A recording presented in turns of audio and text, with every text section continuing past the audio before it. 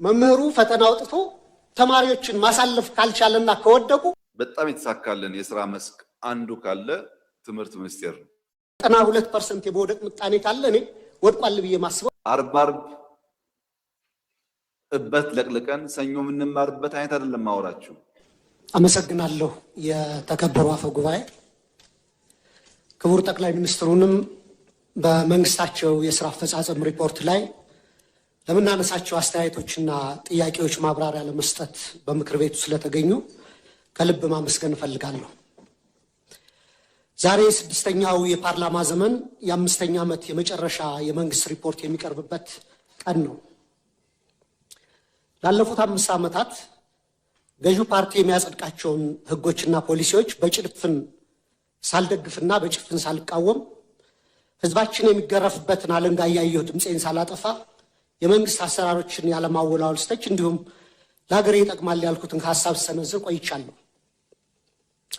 የዚህ የስልጣን ዘመን ትዕይንት መጋረጃ ከመዘጋቱ በፊት ግን የኢትዮጵያ ህዝብ ነባራዊ የኑሮ ሁኔታ፣ የየዕለት ተግዳሮትና ጭንቀት እንዲሁም ይህንን አስቸጋሪ የኑሮ ሁኔታ የወለደውን የመንግስትውን መዋቅራዊ ድክመት የዚህ ዘመን የማይታበል የታሪክ እውነት አድርጌ በታሪክ ፊት ለመመስከር እወዳለሁ።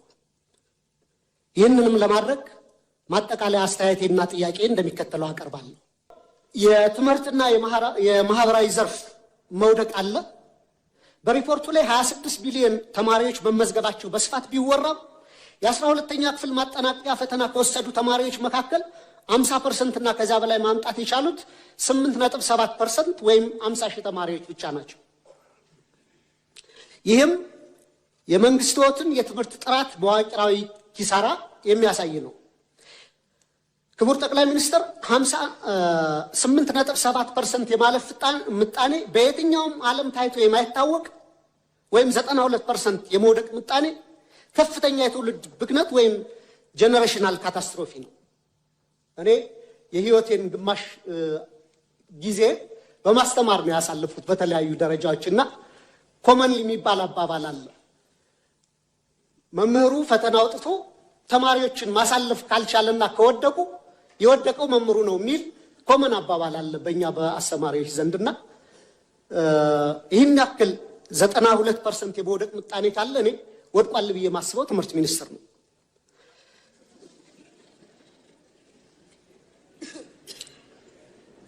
በዚህ ሁሉ ተስፋ አስቆራጭ ሂደት ውስጥ አልፈው ለሚመረቁ ወጣቶችም የስራ ዕድል የለም።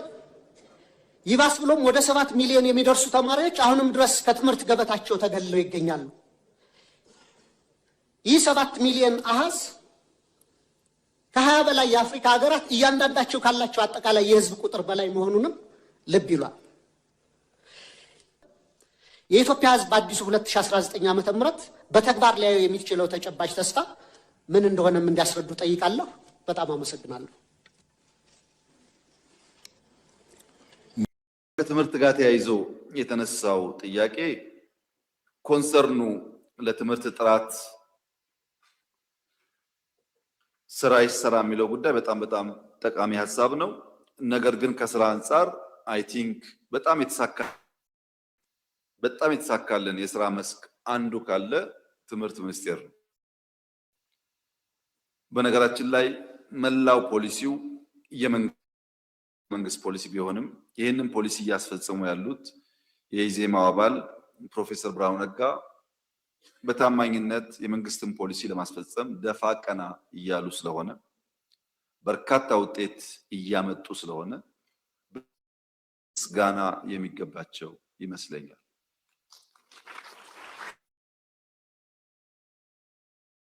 ላይ ህዝብ በሁሉም ክልሎች ሞዴል ሃይ ስኩል፣ ቦርዲንግ ሃይ ስኩል በግጭት ተበለሻሹ የተሰባበሩ የተቃጠሉ ቤቶች በጣም በርካታዎችን እየጠገኑ ነው።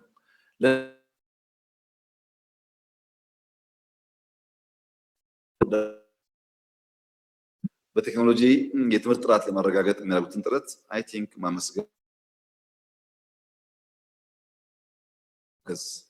የሚሻል ይመስለኛል። በእኛ በኩል ግን በትምህርት ዘርፍ ያለን አቋምና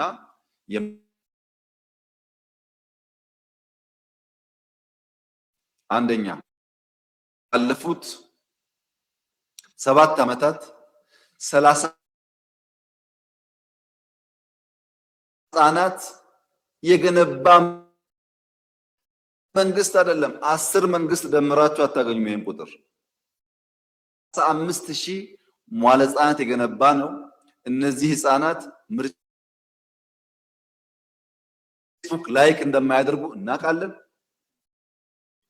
በዩቲዩብ ወጥተው እንደማይናገሩ እናውቃለን። ከ20 ዓመት በኋላ ግን የኢትዮጵያ ህልውና እንደሆነ ደግሞ እናውቃለን። ከአጭር ጊዜ አንጻር ሳይሆን ከረጅም ጊዜ በ5 ዓመት እንዴት መዋለ ህጻናት የገባን ሰው ውጤት ማወቅ ይቻላል? ከመደመር መጽሐፍ ሽያጭና ግብአቶች ብቻ የፈርስት ሌዲ ኦፊስ 35 ሞዴል ሃይ ስኩልስ በሁሉ ክልል ሰርቷል። እንዴት ሊራከስ ይችላል? ዘመናዊ መንግስት ከተመሰረተ ባለፉት 100 ዓመታት ይሄ ኦፊስ 30 ትምህርት ቤት አልሰራም። በ100 ዓመታት ውስጥ ማራከስ አይቻልም። ትልቅ ውሳኔና ትልቅ ኮሚትመንት ነው።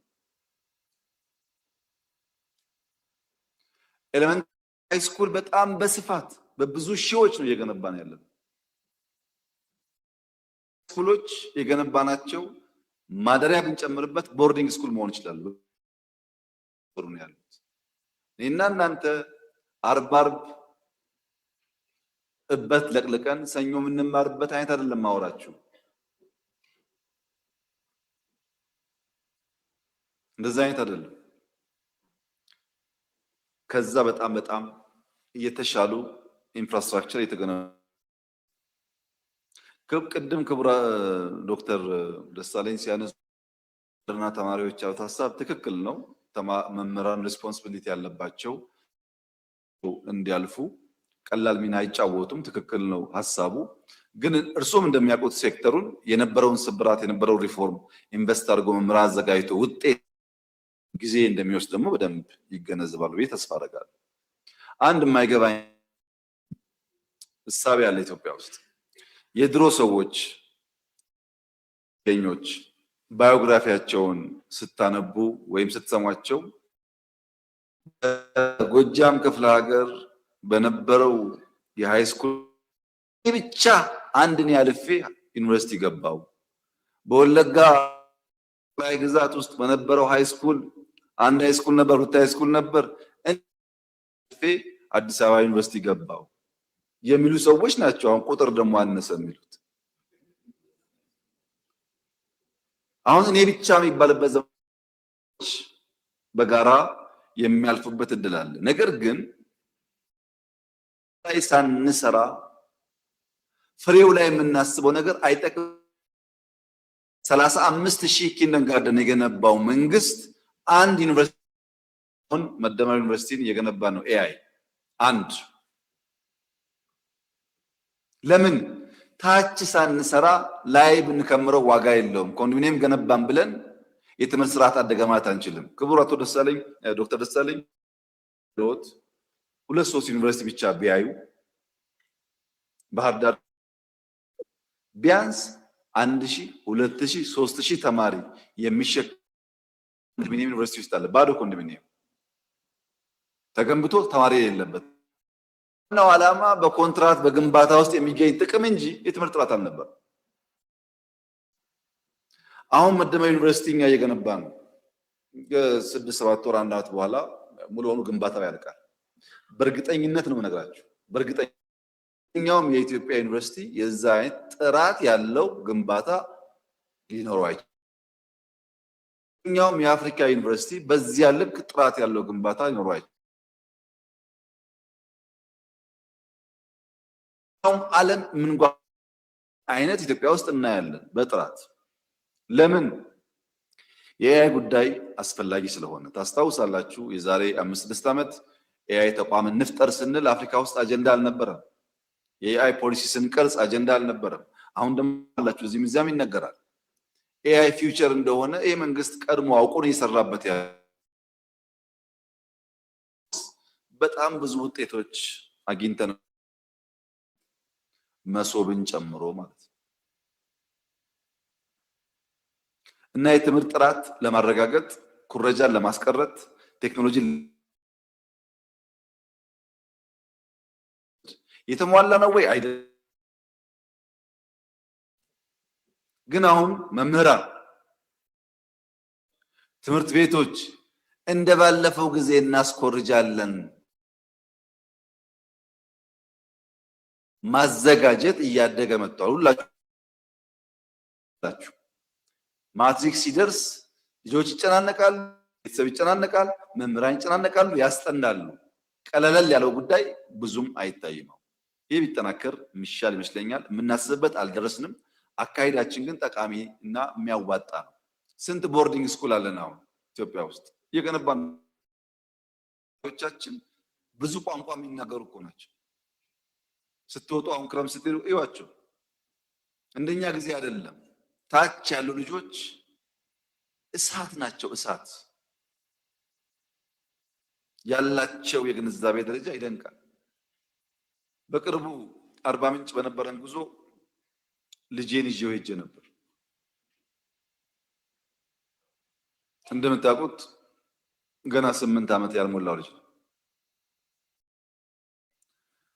በአባያ ሌክ ውስጥ ሂፖና ክሮኮዳይል ነበር የሚታዩ የምናያቸው። አጠገባቸው ወፎች ነበሩ። መጀመሪያ ላይ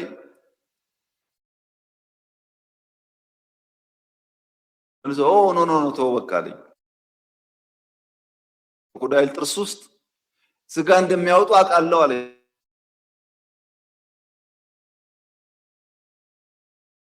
ልጆቹን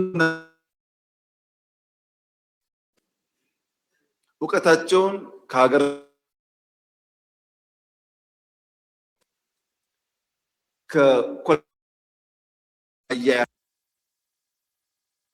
ከአያያዝ መቻል ይኖር የሚያሰጋ አይደለም። ስጋቱ ያለው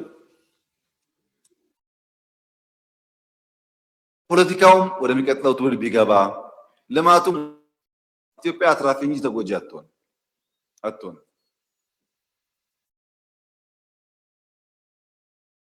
ግን አንድ ቁልፍ ጥያቄ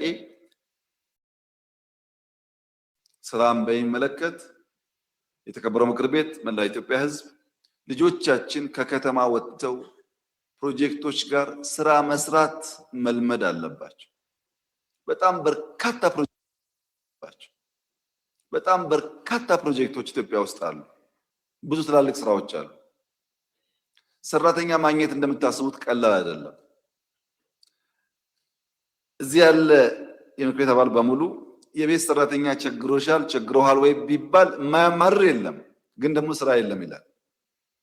ቤት ሰራተኛ ማግኘት በጣም ችግር ሆኗል። በሺዎች እየተከፈለ ኢትዮጵያ አዲስ አበባ ውስጥ የሚከፈለውና ከሞላ ጎደል በአረቡ ዓለም የሚከፈለው አንዳንዴ እዚህ የሚበልጥባቸው ቦታዎችም ሊኖሩ ይችላሉ። ያም ሆነ ግን ሰው የለም። ሰው የሚፈልገው ብድግ ብሎ መኪና መንዳት፣ ብድግ ብሎ ቤት ባለቤት መሆን ነው። አሜሪካ ያሉ ወንድሞቻችን 2 ስራ እየሰሩ ነው ቢል የሚከፍሉት እያስተማሩ፣ የሆነ ስራ እየሰሩ የሆነ እየጨመሩ 2 የኛ ቤተሰቦች ዝም ብሎ ተቀምጦ ፌስቡክ እያዩ ስራ የለም ቢባል ወደፊትም የሚሳካ አይመስለኝም። 2 እየሰራን እየተጋገዝን ካልሆነ ኑሮ እየከበደ መሄዱ አይቀሬ ስለሆነ ማለት ነው። ልጆቻችን ደግሞ ወጣ እያሉ መስራት ቢለማመዱ ቤተሰብም ኢንከሬጅ ቢያደርግ ጥሩ ይመስለኛል። እንዲያገኛ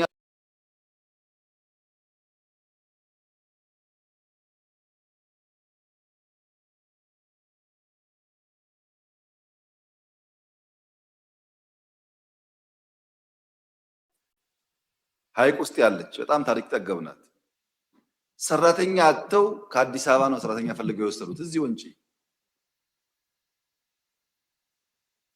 ምናልባት የቢሾፍቱን ኤርፖርት ፕሮጀክት አንዳንዶቻችሁ አይታችሁ ይሆናል። ብታዩት ደስ ይለኛል። በህይወት ዘመናችሁ ከምታዩቸው አስደንቅ እዛ ያለው እንቅስቃሴ በጣም ከፍተኛ ነው።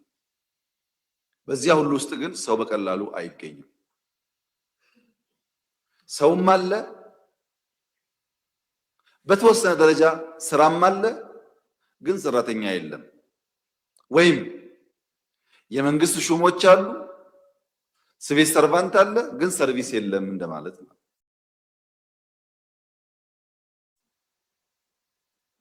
ይሄን ማገናኘት ላይ ያልገቡ ነገሮች ካሉ እኛም እንድንማር እናንተም እንድታግዙ ስራና ሰራተኛ ብናገናኝ ብንተጋ ብንለፋ ጥሩ ይመስለኛል።